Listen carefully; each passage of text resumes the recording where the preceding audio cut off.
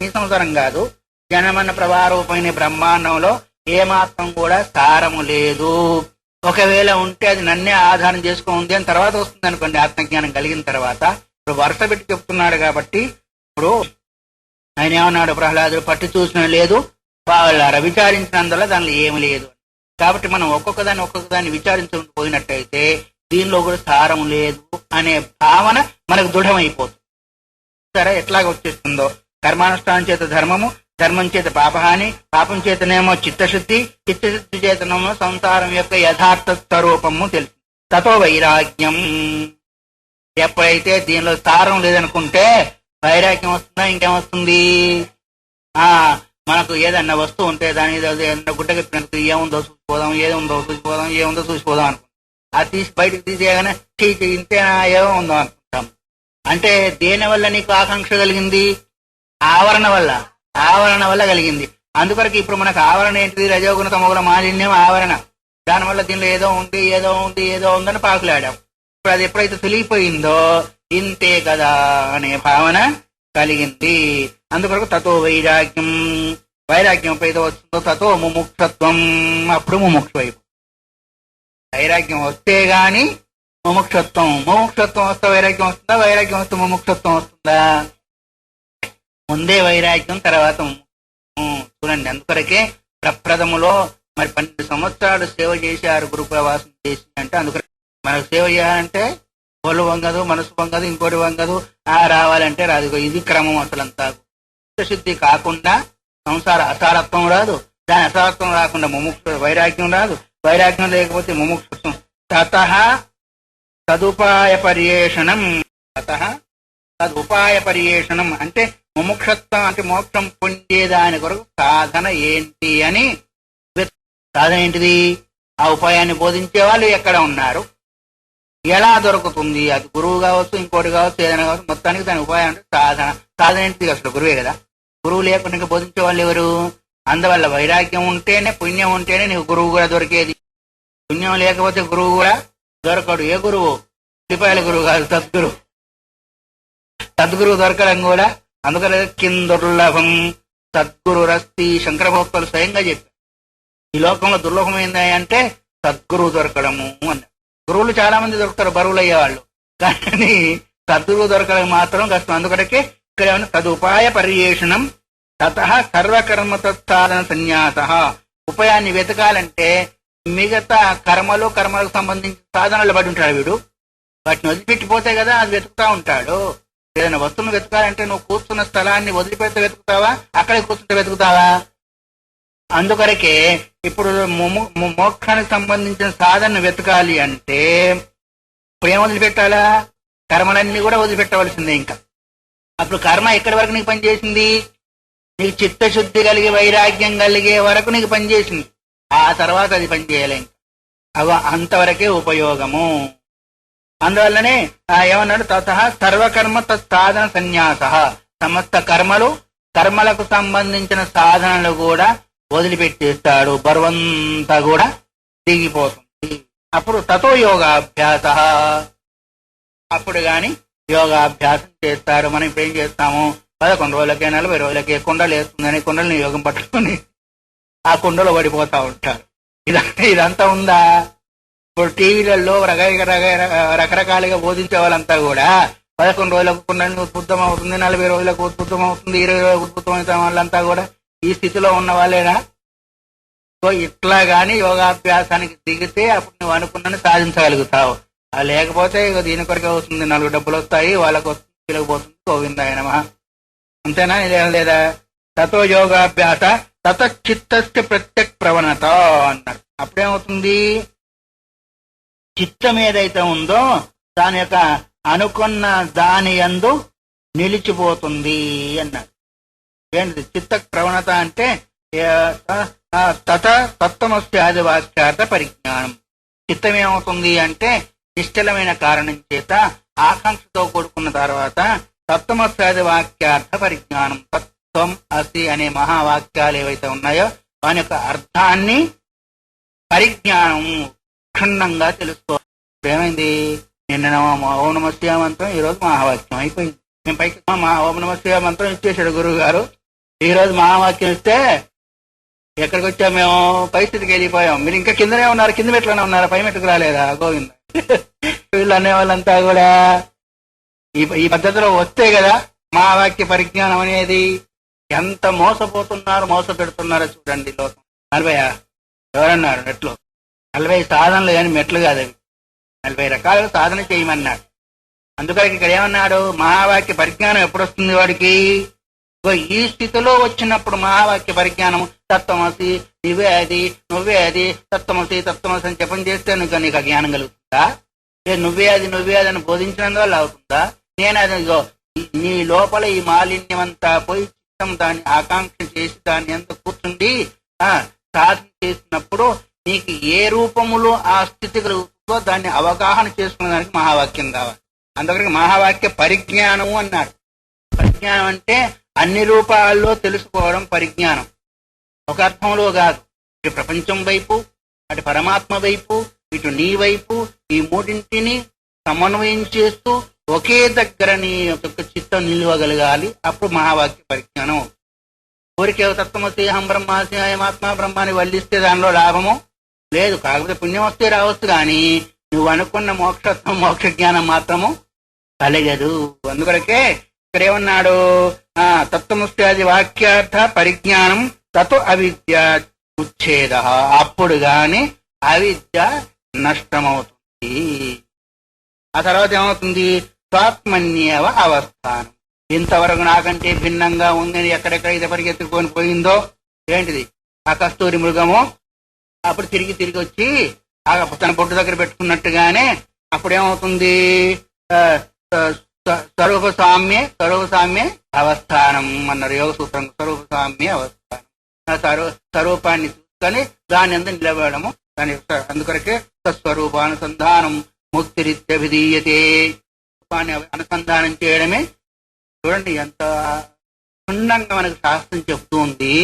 మరి ఏ మోహ ప్రపంచంలో కూడా ఈ గురువులు మోసపోతున్నారు.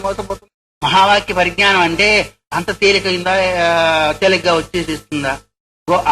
అలాంటి అంతఃకరణ శుద్ధి కలిగిన వాళ్ళు మాత్రము దాని యొక్క పర్యవసానం వరకు వెళ్ళగలుగుతారు. అక్కడ అవస్థానం. అప్పుడు అదిగా దాని తర్వాత చేయవలసింది సత్యకార్యం న విద్యతే. సత్యకార్యం న విద్యతే. ఎవరికి కార్యం లేదన్నారు? స్వరూపావస్థానంలో ఉన్న వాళ్ళకు కార్యం లేదన్నారు. కానీ అంతవరకు కార్యం ఉండాలా వద్దా?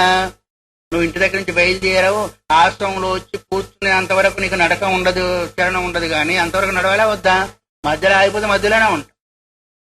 ఏ లక్ష్యాన్ని అయితే ప్రారంభం చేసుకుని వచ్చి నడుచుకుంటూ వచ్చారో అక్కడికి వచ్చి కూర్చున్న తర్వాత నడక ఆగిపోతుంది. కానీ మధ్యలో ఆగిపోతే మధ్యలో ఉండిపోతుంది. అట్లాగే ఈ రూపంలో వచ్చేసేసి ఎప్పుడైతే స్వాత్మన్య అవస్థానం స్వాత్మ రూపంలో నిలిచి ఉన్నావో అప్పుడు వారికి కార్యం ఉండదు. కానీ అంతవరకు సాధన ఉండనే ఉంటుంది. ఏ రూప సాధన కావచ్చు కదా, యోగాభ్యాస కార్యము కావచ్చు, తత్వమస్యాది వాక్యం చింతన కావచ్చు, దానికి ముందున్న నిష్కామ కర్మ కావచ్చు. అందుకొరకే స్వరూపావస్థానం వరకు ఏదో ఒక కార్యము చేస్తూనే ఉంటూ ఉంటే అప్పుడు ఏమవుతుంది అంటే మనోవాక్కాయ కర్మభి అన్నాడు కదా. మనస్సు వాక్కాయాల చేత ఏ దోషం ఇది చేస్తుందో అసలు కొత్తది రాదు, ఉన్నది పోతుంది. ఎందుకంటే మనసు ఎప్పుడు ఉండదు. 24 గంటలు నువ్వు ఆ పరిజ్ఞానం కొరకే ప్రయత్నము చేయగలిగితే మంచిదే. కానీ ఇది చేస్తున్నప్పుడు ఏమవుతుంది అంటే మొత్తము మళ్ళీ రజోగుణ తమోగుణ మలం చేత ఆవరింపబడకుండా ఉంటుంది.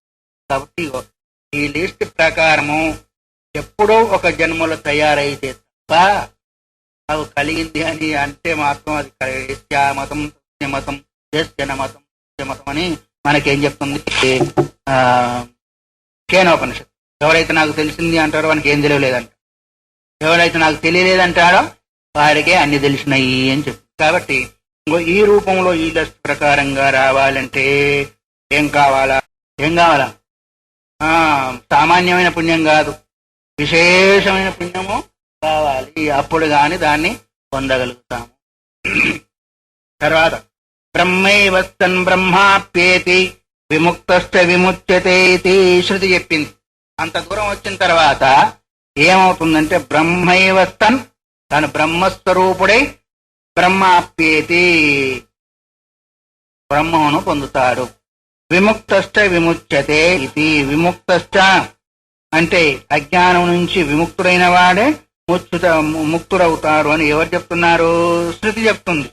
బ్రహ్మైవ సన్ బ్రహ్మాప్నోతి, విముక్తశ్చ విముచ్యతే అని ఈ రెండు కూడా శృతి వాక్యాలు. దాన్ని శ్లోకం ద్వారా చెప్తూ పారంపర్యేణ కర్మైవ స్యాద్ అవిద్యా నివృత్తయే. ఇప్పుడు పరంపరగా అవిద్య నివృత్తి కొరకు కర్మ ప్రవర్తించింది గాని సాక్షాత్ అవిద్యను నివర్తించదు. ఎందుకంటే అవిద్యకు కర్మ విరోధి కాదు, పరంపరగా విరోధి అవుతుంది కానీ సాక్షాత్ విరోధి కాదు. అందుకని పారంపర్యేణ కర్మ ఏవం స్యాద్ అవిద్యా నివృత్తయే. ఈ రూపం లోపల, ఎందుకంటే మనం ఈ లిస్ట్ చెప్పుకున్న ప్రకారంగా కర్మ అవిద్యా నివృత్తి కొరకు పరంపరగా అది సహకరిస్తుందే కానీ సాక్షాత్తుగా సహకరించదు. జ్ఞానవన్నా విరోధిత్వాదు. జ్ఞానం ఏ విధంగానైతే అవిద్యకు విరోధో కర్మ ఆ రూపంలో విరోధి కాదు. అంటే కొన్ని రోజులు మిత్రత్వంగా ఉన్నారనుకో, ఏదో రూపంలో వాడి నుంచి వేరు కావాలనుకున్నారు. అప్పుడు ఏం చేస్తాడు? వాడు సాక్షాత్గా విరోధి గారు మధ్యవర్తిని ఒకరిని పెట్టుకొని వీడికి సలహాలు ఇస్తూ ఉంటాడు కదా ఇట్లా చేయండి అట్లా చేయండి అట్లా చేసినట్టయితే. విభీషణుడు ఏం చేశాడు? రాముని దగ్గరికి వచ్చి వాడు అన్నీ చెప్పాడు. అట్లాగే అవిద్యా నివృత్తి కావాలంటే సాక్షాత్ తనేమో చేయలేదు, మధ్యలో ఎవరినో ఒకరిని సహకారం తీసుకోవాలా. అంటే ఏం చేయాలా? ఆ పద్ధతిని అనుసరించాలా. అప్పుడు కర్మ ఏం చేసింది? సాక్షాత్ అవిద్యకు విరోధి కాదు. జ్ఞానాన్ని ఆశ్రయం తీసుకుంటే గాని అవిద్య నివృత్తం అవుతుంది, తాను శాంతించబోతుంది. అప్పుడు తానేం చేసింది? మొదలు చిత్తశుద్ధిని చేసింది, దానివల్ల జ్ఞానం కలిగింది. దానివల్ల ఏమైంది? అవిద్య నివృత్తి అయింది, తత్వరూపావస్థానము కలిగే అవకాశము. అందువల్ల పారంపర్య జ్ఞానవన్న అవిరోధిత్వాత్ కర్మ విద్యాం నిరస్యతి, కర్మన్నా విద్యాం నిరస్యతి. అందువల్ల జ్ఞానం ఎట్లాగైతే ఉందో, జ్ఞానం ఏ విధంగానైతే అవిద్యను నశింపజేసిందో కర్మ ఆ విధంగా చేయచాలదు కదా. ఎందుకు చేయజాలదు? కర్మకు అవిద్యకు విరోధం లేదు. విద్యకు అవిద్యకు విరోధం ఉంది కానీ కర్మకు విద్యకు విరోధము లేదు. తర్వాత విషయాన్ని చెప్తూ నచ కర్మణః కార్యమన్వపి ముక్తో సంభావ్యతే నాపి ముక్తో యత్ సంభవతి తత్కర్మాపేక్షతే తదుచ్యతే. కర్మ యొక్క మోక్షం లోపల కర్మ యొక్క ఆవశ్యకత ఏమాత్రం కూడా లేదు. కర్మలు ఏమంటున్నాడు? నచ కర్మణః కార్యమన్వపి ముక్తో సంభావ్యతే. ముక్తి యందు అనుమాత్రం కూడా కర్మతో పని ఉండదు. నాపి ముక్తో యత్ సంభవతి తత్కర్మాపేక్షతే. మోక్షానికి కర్మతో అపేక్ష లేదు. కర్మణ కార్యం అనువపి, కర్మ యొక్క కార్యము అనుమాత్రం కూడా మోక్షంలో ఉండదు. ఎందుకంటే మోక్షం అంటేనే విడుదలని కదా, అన్నిటితో విడుదలవుతే గాని మోక్షం చెప్పబడుతుంది. అంటే సర్వకర్మ సన్యాసం అయిపోయింది అక్కడ. నాపి ముక్తో ఏ సంభవతి, ముక్తిలో ఏ యొక్క స్థితి అయితే ఉంటుందో ఆ స్థితి కర్మతో సంబంధం లేదు. ముక్తిలో ఏ స్థితి ఉంటుంది? స్వరూప అవస్థానం మాత్రమే ఉంటుంది. కానీ అప్పుడు ఆ అవస్థకు కర్మతో సంబంధము లేదు, దాన్ని అపేక్షించను కూడా అపేక్షించదు. ఎందుకు అని అంటావేమో దాన్ని శ్లోకం ద్వారా చెప్తున్నారు. కర్మ యొక్క స్థితిగతులు ఏంటి? కర్మకు 4 ఉంటాయని చెప్పుకున్నామా లేదా? ఉత్పత్తి, ఉత్పాద్యము, ఆప్యము, వికార్యము, సంస్కారం. ఇవి 4 ఉంటాయి. అయితే ముక్తిలో ఇవి 4 ఉన్నాయా? ఉత్పాద్యము కాదు, కార్యము కాదు, కార్యము కాదు, ఆప్యము కాదు. అందుకొరకే ఉత్పాద్యం, ఆప్యం, సంస్కార్యం, వికార్యం చ క్రియాఫలం. క్రియ యొక్క ఫలం ఏంటిది? ఇవి 4 ఇవరకు చెప్పుకున్నాయే. ఉత్పాద్యం, ఆప్యం, సంస్కార్యం, వికార్యం చ క్రియాఫలం. క్రియకు వాస్తవిక ఫలం అంటే ఈ 4 ఫలము. నైవం ముక్తిరత్కర్మ తస్య సాధనం. ముక్తి ఉత్పాద్యము కాదు, ఆప్యము కాదు, సంస్కార్యము కాదు, వికార్యము కాదు. క్రియతో సంబంధం ఏముంది అక్కడ? లేదు. మరి ఉత్పాదం అంటే నేను ఇంతవరకు నేను బంధంలో ఉన్నాను, నాకు ఇప్పుడు ముక్తి కలిగింది అనే వ్యవహారం జరుగుతుంది కదా. అప్పుడు ఉత్పన్నమైందా లేదా? అక్కడ ముక్తి ఉత్పన్నం కాలే, అవిద్య నివృత్తి అయింది కానీ ముక్తి ఉత్పన్నం కాలేదు. వలనే క్రియ యొక్క స్వభావం ఏంటి? ఇవి 4 కలిగి ఉండడం కాబట్టి ముక్తి లోపల ఇవి 4 లేవు కాబట్టి నైవం ముక్తిర్యత తస్మాత్ కర్మ తస్య నా సాధనం. కర్మ ఏదైతే ఉందో ముక్తికి సాధనం కాదు. కర్మ యొక్క స్వభావం ఈ 4 కలిగి ఉన్నది కాబట్టి ముక్తి అందు ఈ 4 స్వభావం లేదు కాబట్టి క్రియకు పని లేదు. అక్కడ క్రియ సాధ్యము, ముక్తి కాదు. జ్ఞాన సాధ్యమే గాని క్రియా సాధ్యం కాదు అని చెప్పారు. తర్వాత ఇంతవరకు ఏదైతే చెప్పారో దాన్నే ఇక ముందు కూడా చెప్తూ దాన్ని రకరకాలుగా సమన్వయం చేస్తూ పోతూ ఉన్నారు. ఏం చెప్పాడు? ఏవం తావత్ కేవలం కర్మ సాక్షాత్ అవిద్య అపనుత్తయే. ఈ రకంగా మేము ఏదేదైతే చెప్పామో, ఎన్నైతే ఉపమానాలు చెప్పామో, సాక్షాత్ కేవల కర్మ మాత్రము అవిద్యను నివర్తింపచేయదు. అవిద్య అపనుత్తే నా కర్మ సాక్షాత్ కారణం. పూర్వంలో చెప్పబడిన ఉపమాన ఉపమేయాలతో కూడుకున్న విషయం ద్వారా తేలింది ఏంటి అంటే కర్మ సాక్షాత్తు అవిద్యను నివర్తింప చేయలేదు. మొదటి వాక్యానికి అర్థం నా పర్యాప్తమితి ప్రపంచితం. దానికి ఏది కర్మ మాత్రమే చాలదని కూడా ఇంతవరకు మేము చెప్తాం. కర్మ చేయలేదు, కర్మ మాత్రము చాలదు. తర్వాత ముక్తౌచ ముముక్షు జ్ఞాన తద్ విషయ స్వాభావ్యానురోధేన సర్వప్రకారస్యాపి కర్మణో అసంభవ. ముక్తి యందు ముముక్షు జ్ఞాన తద్విషయ, ముముక్షు అయిన వాడు అంటే మోమోక్షైన వాడికి జ్ఞానం గోచరమైన పరమాత్మ యొక్క స్వభావం తద్విషయ స్వభావ్య అనురోధేన. జ్ఞానానికి విషయం ఏంటిది? తన స్వభావం అంటే స్వరూపము, అంటే స్వరూప జ్ఞానము. అనురోధేన సర్వప్రకారస్య కర్మణో అసంభవ. ముక్తి అందు మాత్రము ఏ విధంగా కర్మ యొక్క ఉపయోగము లేదు. ఇక్కడ 2 చెప్పింది ఏంటి అంటే కేవల కర్మ అజ్ఞానాన్ని నివృత్తి చేయలేదు, ముక్తి అందు కర్మకు అవకాశము లేదు. ఈ విషయాన్ని ఇంతవరకు మేము నిరూపణ చేశాం. ఇతం సంప్రేప్తామిత్యాదిన యాదృశారాదుపకారత్వకేన జ్ఞానోత్పత్తో కర్మణాం సముచ్చయ సంబోధిత ప్రతిపాదితం. కాబట్టి సంప్రేప్తత అన్ని రకాలైన మోక్షమందు ఏమంటిది? హితం సంప్రేప్తం అంటే ఇంతకుముందు చెప్పినట్టుగా జ్ఞానం కలిగే దాంట్లో కర్మ ఏమైంది? పరంపరగా ఉపయోగపడినందువల్ల కర్మలకు గల ఆ విషయం ఏంటిది? అది కూడా చెప్పాం. ఏం చెప్పాడు? పరంపరా సాధనమే కాని సాక్షాత్ సాధనం కాదని కూడా చెప్పాం. జ్ఞానోత్పత్త కర్మణాం సముచ్చయ సంభవతి యత్తథా. కర్మ సముచ్చయం ఎలా అవుతుంది?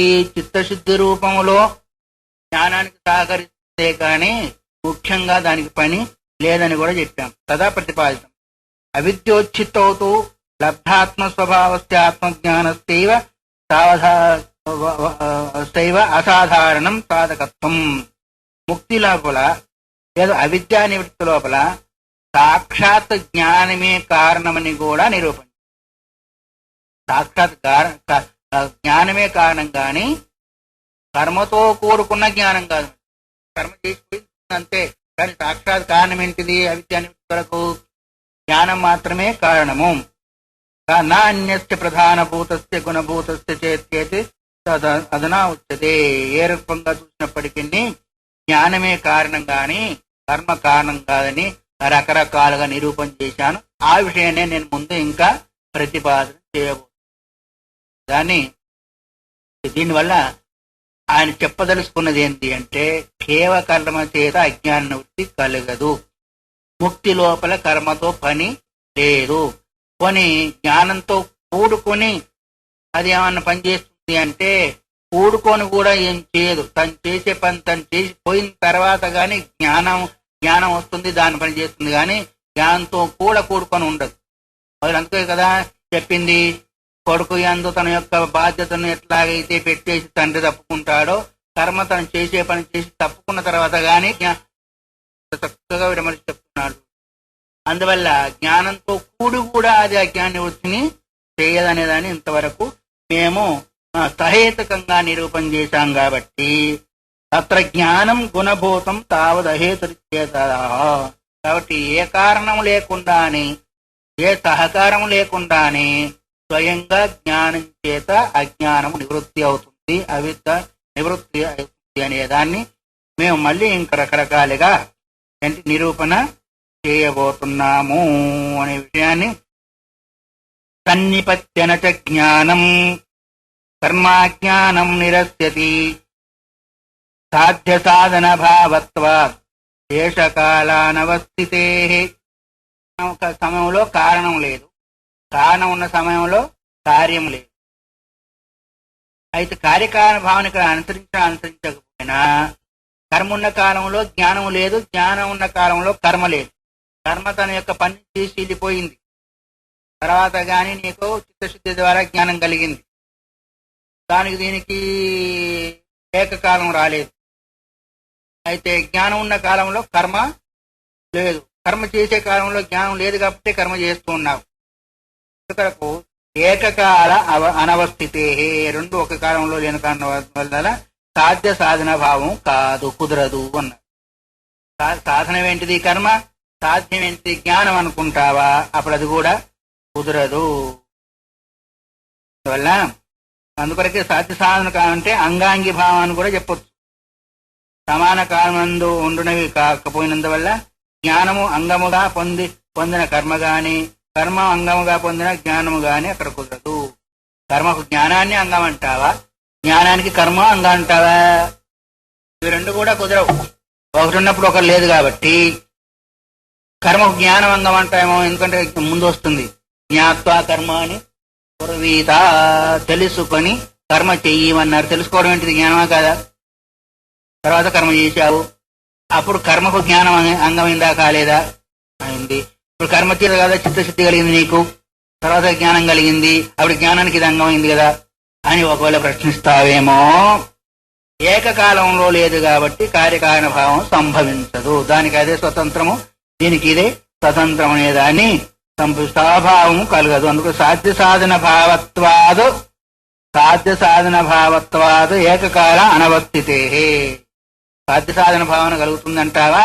అవి రెండు ఏకకాలంలో లేని కారణం చేత సాధ్య సాధన భావ సంబంధం కూడా కుదరదు. అంటే అంగాంగీ భావం అని, ఒకటి అంగము ఒకటి అంగి. ఇప్పుడు శరీరం ఏకకాలంలో ఉన్నాయి కాబట్టి ఇది అంగమైంది, శరీరం అంగి అయింది. రెండు ఒకే సమయంలో ఉన్నాయా లేవా? అట్లా అవి రెండు లేవు. కర్మ ఉన్న కాలంలో జ్ఞానం లేదు, జ్ఞానం ఉన్న కాలంలో కర్మ లేదు కాబట్టి అంగాంగి భావం కూడా ఒప్పుకునే దానికి లేదు. అందుకొరకే సమప్రధానయోరపి అసంభవేవ. సమప్రధానములైన కర్మజ్ఞానములు కూడా సంభవం లేదు అంట. కర్మజ్ఞానం రెండు ప్రధానం ఉన్నందువల్ల రెండు మోక్షానికి సాధనం అంట. రెండు ప్రధానమైనవి కదా, ఇప్పుడు కర్మ ప్రధానమైంది, జ్ఞానం ప్రధానమైంది కాబట్టి రెండు కలిసి మోక్షానికి కారణం చెప్పు. అప్పుడు అది కూడా చెప్పేదానికి అవకాశము లేదు. ఎందుకు అంటే బాధ్యబాధక భావాచ్చ పంచాస్యోరణయోరివ ఏకదేశ అనవస్థానాన్న సముచ్చేతాతయో. రెండు కలిపి ఉంటాయంటే బాధ్యబాధక భావము అన్నారు. ఆ కర్మ జ్ఞానము రెంటికి కూడా బాధ్యబాధక భావము అన్నారు. ఒకటం బాధిస్తుంది, ఒకటం బాధింపబడుతుంది. బాధించేది ఏంటిది? జ్ఞానం. కర్మ ఎప్పుడు చేస్తాడు? అజ్ఞానం ఉన్నప్పుడు కానీ చేస్తాడు, జ్ఞానం కలిగిన తర్వాత చేయడు. అందువల్ల బాధకం ఏమైంది? జ్ఞానము. బాధ్యం ఏమైంది? కర్మ. మరి బాధ్య బాధక భావమైన కారణం చేత రెండు ఒకసారి ఉండేదానికి లేవంట. పాపము గొర్రెను సింహం రెండు కలిసి యాత్ర చేయాలనుకున్నాయంట, చేస్తాయా? ఎందుకు చేయవు? బాధ్యక బాధ భావం అక్కడ. సింహం ఉంటే గొర్రె ఉండదు, మేక ఉండదు. అది ఉంటే సింహము ఉండదు. ఎందుకంటే దాన్ని చూస్తేనే దీనికి ఆకారం ఇప్పుడు ఎట్లా. అందువరకు ఏం చెప్తున్నాడు ఇక్కడ? పంచాస్యోరణయోరివ. పంచాస్యం అంటే సింహం, 5 ముఖాలు కలిగింది. దానికి 5 ముఖాలు ఉంటాయా? పంచాస్యం అన్నారు. హాస్యం అంటే ముఖం.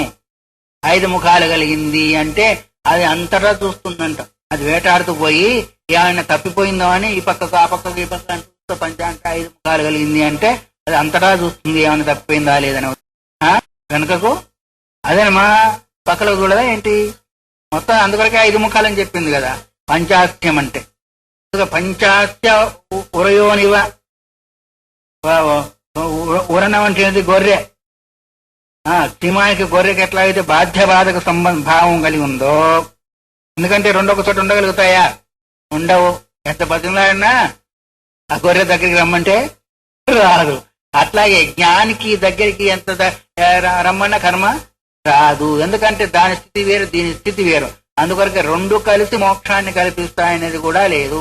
ఎట్లాగైతే బాధ్యబాధక భావమైనందువల్ల గొర్రె సింహం రెండు ఒక దగ్గర ఎట్లా అయితే ఉండలేవో, ఉంచలేమో, అట్లాగే ఈ కర్మకు జ్ఞానానికి బాధ్యబాధక భావం ఉన్నందువల్ల రెండు కలిసి మోక్షాన్ని కలిగజేస్తాయనేది కూడా అసంభవము. బాధ్యబాధక భావాచ్చ పంచాస్తివరణయోరివ ఏకదేశానవస్థాన్న సముచ్చయత. కర్మకు జ్ఞానకు సముచ్చయం కలగదు. కుతో బాధ్యబాధక భావ, ఎందుకు బాధ్యబాధక భావం కలుగుతుంది అని అడుగుతామేమో, దాన్ని నేను వివరిస్తున్నాను అంటూ రేపు వివరిస్తాను. ఎందుకు ఇంతవరకు బాధ్యబాధక రెండు ఒక దగ్గర ఉండేదానికి వీల్లేదు, రెండు కలిసి కూడా మోక్షాన్ని కలిగజేసే అవకాశము లేదు. ఎందుకంటావా? ఆ విషయాన్ని నేను చెప్పబోతున్నాను అనే విషయాన్ని గుర్తు చేశారు. ఓం యథావస్త్వ విద్యా స్యాద్ విద్యా తస్య విరోధిని సముచ్చయస్తయోరేవం రవిశారయోరివ. అయథావస్తు అవిద్యా స్యాత్. అయథావస్తు అంటే అర్థమేమి? మిథ్యావస్తు. యథావస్తు అంటే ఉన్నదిన్నట్టుగా ఉండేది. అయథ అంటే మిథ్య అంటే లేనున్నట్టుగా కనిపించేది. అదేం దేనికి సంబంధించింది? అవిద్యా స్యాత్. అవిద్య వల్ల కర్మ మిథ్యావస్తుగా చెప్పబడుతుంది. కర్మ మిథ్యావస్తు యొక్క విషయం. మరి జ్ఞానం అంటావా? తస్య విరోధిని.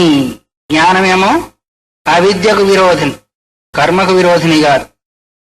అవిద్యకు విరోధిని కర్మ, అది జ్ఞానం. సముచ్చయస్తయోరేవం, వాడికి సముచ్చయము కాబోదు. ఎలా అంటే శార్వయోరివ రవి. రవి శార్వయోరివ.